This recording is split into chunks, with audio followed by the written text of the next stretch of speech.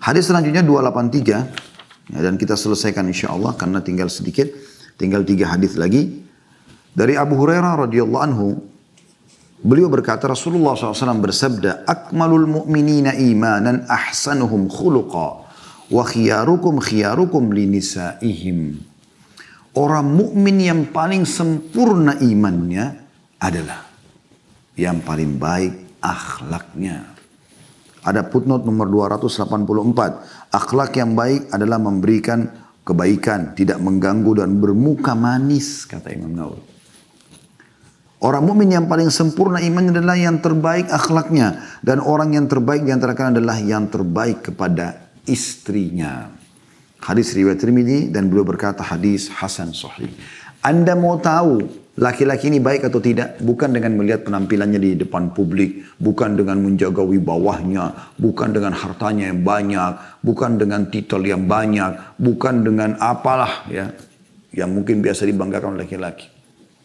Tanya istrinya. Suamimu baik gak? Kalau kapan suami sudah mengatakan, baik sekali.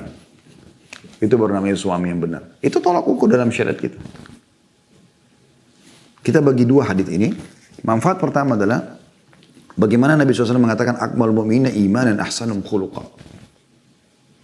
Orang mukmin yang paling sempurna imannya adalah yang terbaik akhlaknya. Iman ini teman-teman bertambah dengan ketaatan, berkurang dengan kemaksiatan. Dan kita punya 6 rukun iman yang sudah masyhur. Gitu kan? Iman kepada Allah, kepada malaikat, kitab-kitab, para rasul-rasul, hari kiamat dan juga takdir baik, takdir buruk. Gitu kan? Kalau rukun iman sudah ada, ya, dalam diri kita sudah yakini, maka iman ini akan terus bertambah. Bahkan bisa sampai pada tingkat kesempurnaan sebagaimana dikatakan paling sempurna imannya. Ya, gitu. Kalau Anda terus berada di koridor ketaatan kepada Allah Subhanahu wa taala, walaupun lagi besar godaan, Anda tetap istiqamah sampai Anda meninggal di atas iman dan juga Islam. Semoga Allah SWT tutup hidup kita dengan itu tentunya. Di sini teman-teman sekalian, kata Nabi SAW adalah yang terbaik akhlaknya, karakternya. Jadi kalau orang itu penampilannya luar biasa, menandakan dia adalah orang agamis, ya, apalah segala macam. Baik itu laki-laki ataupun perempuan. Ya mungkin laki-lakinya dengan penampilan yang luar biasa, dia berjenggot, dia apalah, kalau azan ke masjid, puasa Senin Kamis dan segala macam. Begitu juga perempuan sudah dengan hijab syar'inya, pengajian sana sini nggak berhenti, semuanya dihafal sama dia jadwal-jadwal, mungkin hafal kitab-kitab. Tetap itu harus betul-betul terrealisasi dalam akhlaknya. Kalau dia tetap kasar, menipu orang, ya, ghibah, gunjing, fitnah, ya. Ini semua mengambil hak orang lain atau tidak memberikan hak orang lain. Banyak kita temukan itu. Penampilannya luar biasa, begitu kita lihat, ini sudah ahli surga. Ternyata penipu. Gitu. Ternyata suka menggibah orang di belakang. Ternyata begini dan begitu. Saya pernah itu hari di blog yang ada seseorang akhwat yang bertanya, kertas dikirim ke depan kan begitu penyampaiannya. Ustaz, bagaimana yang kita temukan sudah majelis ilmu, tapi ternyata banyak akhwat-akhwat kita justru datang dalam majelis untuk menggibah. Baik bicarain gurunya, bicarain temannya, mencari kesalahan jemaah yang lain dan segala macam hal. Wa na'udzubillah. Berarti imannya tidak ada, ini cuma kemasan. Dia berpenampilan saja, bukan begitu. Tapi iman yang sebenarnya dalam hati adalah yang membentuk karakter, membentuk akhlak. Ya. Membentuk akhlak. Anda bisa ikuti kajian kami di kitab Minhajul Muslim tentang masalah bab akhlak khusus. Itu panjang lebar sudah kita selesaikan sekian pasal tentang masalah itu. Akhlak-akhlak baik dan juga akhlak-akhlak buruk. Dan ini akhlak teman-teman sekalian adalah termasuk ibadah yang sangat besar. Kalau Anda baik ya, seperti Imam Nawawi mengatakan tadi, di antara bentuknya adalah sering memberikan kebaikan-kebaikan. Berbuat kebaikan kepada orang. Kemudian juga tidak mengganggu, ya, secara umum apa saja tidak mengganggu orang lain, dan juga bermuka manis, senyum, ramah sama orang. Kata Nabi SAW dalam sebuah hadis, tidak ada sesuatu yang lebih berat di timbangan amal hari kiamat dibandingkan akhlak yang mulia. Nah, ini bagian daripada syariat Allah Subhanahu Wa Taala. Baik, kita lanjutkan teman-teman sekalian. Faedah yang kedua diambil daripada hadis adalah Wa khiyarukum khiyarukum linisaihim. Dan orang yang terbaik di antara kalian adalah yang terbaik pada istrinya. Jadi kapan istri mengatakan, suami saya itu luar biasa. Masya Allah. Ya udah, berarti orang itu baik. Biarpun penampilannya dia biasa di tengah-tengah masyarakat. Berarti istrinya di sini. Karena ada orang wibawanya di luar rumah luar biasa, di dalam rumah luar biasa amburadul. Ya. Bahkan tidak ada waktu buat istri, tidak memenuhi kebutuhan mereka, segala macam. Hal kasar dan seterusnya. Ya. Suami yang benar itu suami yang kalau dia keluar dari rumah dirindukan oleh istrinya. Kapan nih suami saya datang? Begitu hari suaminya datang luar biasa gembiranya dia. Nah itu suami yang benar. Karena pada saat dia datang ke rumah, dia seperti sebuah cahaya yang terang di waktu gelap. Seperti air yang dingin di saat lagi panas luar biasa gitu. Karena dia datang dengan senyumannya, dengan candaannya, dengan hadiahnya, dengan memenuhi kebutuhan, memecahkan perkara yang sudah dihadapi oleh istri. Dia sudah mumet, tak tahu harus bagaimana, terus bicara sama suami, dapat jalan keluar. Itu baru luar biasa. Ini ibadah saudaraku muslim, wahai para suami. Ibadah, berbuat baik pada para istri. Selanjutnya teman-teman sekalian, untuk hadis ini riwayat Tirmidzi dengan hadis hasan sahih. Nomor 284 dari Iyas bin Abdullah bin Abu Dzubab radhiyallahu anhu, beliau berkata, Rasulullah SAW bersabda, la tadribu ima Allah. Faja'a Umar radhiyallahu anhu ila Rasulillah SAW faqala zairna nisa'u ala azwajihin farakhasa fi darbihin fa'atafa bi ali Rasulillah sallallahu alaihi wasallam nisa'un kathirun yashkuna azwajahun faqala Rasulullah SAW laqad atafa bi ali Muhammadin nisa'un kathirun yashkuna azwajahunna laisa ulaika bi khiyarikum. Janganlah kalian memukul hamba-hamba Allah wanita. Nabi SAW kasih hukum syar'i, enggak boleh pukul wanita, gitu kan? Tentu di sini kecuali pukulan tadi yang sudah disebutkan sebelumnya ya, pukulan yang mendidik tidak melukai. Karena ada relevansi antara hadis-hadis ini ya. Maksudnya jangan sampai kalian memukul yang meluar daripada syariat. Lalu datanglah Umar radhiyallahu anhu kepada Rasulullah SAW dan berkata, kini para istri telah berani kepada suami-suami mereka.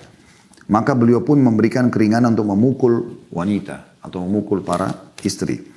Akibatnya banyak wanita yang datang mengurumuni keluarga Rasulullah SAW, maksudnya para istri-istri Nabi, untuk mengadukan perihal suami-suami mereka. Maka Rasulullah SAW bersabda, sungguh sekelompok wanita telah mengurumuni keluarga Muhammad, maksudnya istri-istriku, telah datang mengeluh untuk mengadukan suami-suami mereka. Suami-suami yang seperti itu bukanlah orang-orang yang baik di antara kalian. Hadis riwayat Abu Daud dengan sanad sahih. Dengan sanad sahih. Jadi di sini teman-teman sekalian, hal yang kita bisa ambil pelajaran dalam masalah riwayat ini adalah poin yang berhubungan sekali dengan sebelumnya. Bagaimana ya pola atau cara yang dibolehkan dalam syariat untuk memukul istri. Sekali lagi kalau terjadi pelanggaran besar dalam agama, bukan masalah teknis. Telat buat kopi ditonjok ya, atau caci maki hanya karena makanan tidak enak, lupa setrika, baju disetrika, hangus, ya apalah pelanggaran teknis. Wow, sudah seperti terjadi kiamat di rumah. Saya pernah lihat itu ada di antara kerabat kami dulu, saya sempat silaturahim ke rumah mereka di satu kota di Indonesia ini. Saya sempat kaget gitu. Jadi karena ada mesin cuci baru, kemudian istrinya hanya salah pakai. Udah seperti kiamat suaminya. Oh luar biasa, kata-kata bodoh, tolol, semua keluar. Naudzubillah. Saya sampai sebagai tamu gak enak pada saat itu. Hanya karena kesalahan teknis. Akhi, mesin cuci antum bisa beli. Istri itu gak sembarangan gitu. Ajarkan caranya.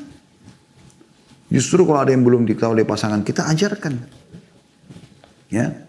Jangan main langsung sembarangan. Melanggar hukum agama. Baik. Pelajaran pertama dari hadits ini adalah bagaimana Nabi SAW melarang untuk memukul hamba-hamba Allah. Maksudnya para wanita di luar daripada koridor syar'i. Jadi kalau sesuai dengan koridor syar'i dibolehkan sebagaimana sudah kita jelaskan tadi. Pukulan yang tidak berbekas dan di saat terjadi pelanggaran agama yang besar. Gitu kan. Pelajaran kedua. Sempat Umar bin Khattab datang kepada Nabi SAW menyampaikan. Ya Rasulullah, setelah anda sampaikan sabda anda itu. Jangan pukul para wanita. Tiba-tiba ya, para wanita jadi berani sama suaminya karena sudah nggak dipukulin lagi. Gitu kan? Sebelum ini rupanya kalau ada sedikit pelanggaran maka bisa dipukul gitu kan. Maka Nabi SAW memberikan keringanan. Maka beliau pun memberikan keringanan untuk memukul para istri. Berarti memang dalam syariat boleh. Tapi tidak boleh kalau dari koridor syariah. Rupanya para laki-laki ada yang menunggangi itu. Lalu kemudian main sembarangan pukul istrinya. Main sembarangan pukul istrinya ya. Jadi di sini bagaimana terjadi kejadian pada saat itu. Nabi SAW larang. Kemudian Umar bin Khattab ya, datang mengeluhkan itu. Karena para istrinya jadi malah melawan para suaminya, maka diringankan. Lalu para istri juga, para suami pun balas dendam lah tanda kutip di sini. Maksudnya di sini mulai berbuat ya, memukul mereka. Jadi, kan? Maka para istri-istri pun mulai datang kepada istri-istri Nabi SAW dan mengeluhkan masalah itu. Suami-suami kami sudah begini itu. Ya. Nah ini pelajaran pertama yang kita bisa ambil teman-teman sekalian, bagaimana kisah kejadian pada saat itu. Di sini kita ambil pelajarannya adalah bagaimana memang dalam syariat boleh memukul. Karena kalau tidak boleh memukul, tentu Nabi SAW langsung menutup pintu itu. Tapi Nabi SAW memberikan keringanan. Artinya selama dalam koridor syar'i. Tetapi karena ada beberapa sahabat waktu itu ridwanullahi alaihim yang justru melampaui batas, betul-betul apapun pelanggaran bisa main dipukul istrinya, maka datanglah para istri mereka mengeluh kepada istri-istri Nabi SAW dan disampaikan kepada Nabi SAW. Ya, jadi pelajaran pertamanya adalah boleh memukul tapi sebatas koridor syariat, tidak boleh melampaui hukum syariat Allah SWT. Itu pun dalam keadaan tadi sudah saya bilang terjadi pelanggaran besar dalam agama. Bukan teknis-teknis lapangan yang bisa ditolerir gitu. Kemudian pelajaran kedua adalah bagaimana Nabi SAW setelah mendengar keluhan-keluhan para istri-istri ya, muslimin pada saat itu mengeluh kepada istri-istri Nabi tentang pukulan-pukulan para suami mereka, maka Nabi SAW, dan ini menandakan bolehnya memukul tapi di koridor syari ya, beliau mengatakan ya, laisa ulaika bi khiyarikum, yang mukul-mukul itu bukan orang yang baik di antara kalian. Artinya boleh mukul tapi bukan seperti cara kalian itu, gitu loh, berlebih-lebihan gitu. Itu maknanya daripada perkataan ini. Karena Nabi SAW kalau memang tidak boleh, Nabi mengatakan kalau itu mulai sekarang saya larang mukul istri. Enggak. Beliau cuma mengatakan yang melakukan itu, maksudnya melampaui batas, maka ya, itu bukan orang yang baik di antara kalian. Baik, ini yang kita ambil pelajaran dari hadis ini. Kemudian kita masuk hadis terakhir. Hadis yang terakhir dalam bab kita, bab 34. Wasiat berbuat baik kepada para wanita, itu hadis nomor 285 dari Abdullah bin Amr bin As radhiyallahu anhu bahwa Rasulullah SAW bersabda, ad-dunya mata'un wa khairu mata'iha al-mar'atu salihah. Dunia ini adalah kesenangan. Ibadah pun senang, gitu. Kesenangan. Makan, minum yang halal senang. Dan sebaik-baik kesenangan dunia adalah wanita salihah. Baik, makna hadis ini luar biasa gitu ya. Pelajaran pertama, anjuran agar setiap laki-laki, anjuran dan dibolehkannya, selain anjuran juga dibolehkan untuk menikmati kesenangan yang Allah halalkan di dunia. Nikmatnya menjadi orang beriman ini teman-teman sekalian. Kita boleh makan, kita boleh minum, kita boleh biologis, kita boleh bergaul, kita boleh mengumpulkan harta, kita boleh mengejar titel tertinggi, jabatan tertinggi di dunia ini. Semua boleh. Tapi 5 huruf. Halal. H-A-L-A-L. Halal. Dan jauh 5 huruf yang lain. Haram. H-A-R-A-M. Haram. Itu saja kuncinya. Kita punya panduan. Kita punya syariat yang memandu kita. Kita boleh mengejar semua itu, tapi ada syariatnya. Ada hukum yang mengatur itu. Andai saja orang beriman teman-teman di dunia tidak bisa menikmati, gak bisa makan, gak bisa minum, gak bisa biologis, dan ada syahwat kita untuk itu, maka repot sekali hidup. Tapi di sini Allah SWT berikan kita luar biasa gitu. Ya. Artinya orang beriman sangat nikmat sebenarnya. Di dunia dia dapatkan kesenangan, di akhirat pun dia dapatkan kesenangan. Di akhirat pun dia dapat kesenangan. Karena dengan dia menikmati biologis halalnya, dia nikmati makanan, minuman halal, pakaian halal, nama baik, jabatan, titel akademik, segala macam. Dunia sudah bagus kedudukannya, di akhirat juga pada saat dia meninggal masuk surga. Kan dua-duanya. Inilah fid dunya hasanah wa fil akhirati hasanah. Dunia semua kebaikan, akhirat juga semua kebaikan. Ini yang dimaksudkan dengan dunia itu kesenangan. Maksudnya kesenangan pada koridor yang dihalalkan. Jangan Anda fahami di sini potongan dunia itu adalah kesenangan berarti biar haram juga kita main nikmati, nggak boleh. Ya, itu yang dimaksud di sini. Potongan kedua, kata Nabi SAW, dan sebaik-baik kesenangan dunia, yang paling baik, ini pelajaran kedua dari hadis. Kalau kau menikmati dunia, biar rumahmu biasa, biar makananmu apa adanya, biar pakaianmu juga sederhana, biar rumahmu sederhana. Asal kau punya satu, wanita salihah, maka dia sebaik-baik kesenangan. Wanita salihah, wanita yang taat kepada Allah. Tentu secara otomatis taat pada suaminya. Karena Allah menyuruh itu. Kata Nabi SAW, awal yang akan dihisap dari wanita di akhirat adalah sholat dan hubungannya sama suaminya.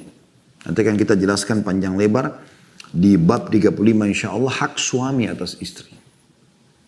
Ya, ini akan lebih banyak terjelaskan ciri wanita solehah itu di bab setelah ini insya Allah. Kita akan bahas di Rabu akan datang dengan izin Allah SWT. Tapi kalau Anda sudah punya di rumah seorang wanita solehah, Anda kalau lagi di rumah dia sibuk, pokoknya dia tidak akan pejamkan mata, dia tidak punya aktivitas lain kecuali Anda. Itu wanita salihah. Dia selalu kejar di setiap apapun kebutuhan suaminya untuk mengejar ridho Tuhannya. Pahala, makanannya, minumannya, segala macam hal. Pokoknya biologisnya semua dia punya buat suaminya. Suami sudah keluar baru di aktivitas yang lain. Ya, itu wanita salihah. Dia juga memberikan hak Allah Subhanahu wa taala. Anda kalau keluar rumah, Anda tenang sekali karena dia adalah wanita yang amanah. Menjaga kesucian dirinya, kehormatannya, tidak sembarangan bergaul sana sini, tidak ada pelanggaran agama. Bukan hanya karena Anda tidak ada pun menjaga.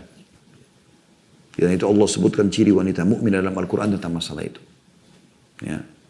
Yang mereka menjaga apa yang telah Allah amanahkan kepada mereka. Ini ciri wanita saleh dan insya Allah akan panjang lebar kita jelaskan tentang ciri mereka di bab setelahnya insya Allah biidznillah ta'ala. Baik, ini yang kita bahas teman-teman sekalian, semoga bisa diambil manfaat darinya.